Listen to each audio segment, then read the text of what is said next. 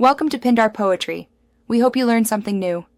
In this video, I will explain how to make chocolate using Tablea. First, choose high-quality Tablea, which are pure cacao masa discs, for the best flavor profile. Gently roast the Tablea in an oven at a low temperature, around 120 degrees Celsius, for about 15 to 20 minutes. This step helps to develop and deepen the cacao's natural aromas. After roasting, allow the Tablea to cool completely before moving on to the next stage of preparation. Once cooled, break the Tablea into smaller pieces and begin grinding them in a melanger or a powerful food processor. This process will transform the solid Tablea into a thick, liquid cacao liquor. Gradually add your desired amount of sugar, typically around 25% to 35% of the cacao's weight, along with any other flavorings like vanilla.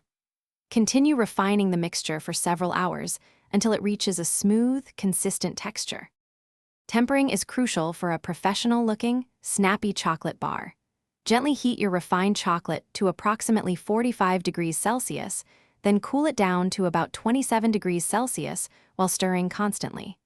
Reheat it slightly to a working temperature of 31 to 32 degrees Celsius. This precise temperature control ensures proper crystallization. Once tempered, carefully pour the chocolate into your chosen molds, tapping them gently to release any air bubbles. Let your molded chocolate set completely at room temperature for several hours, or in a cool, dry place. Once firm, carefully unmold them.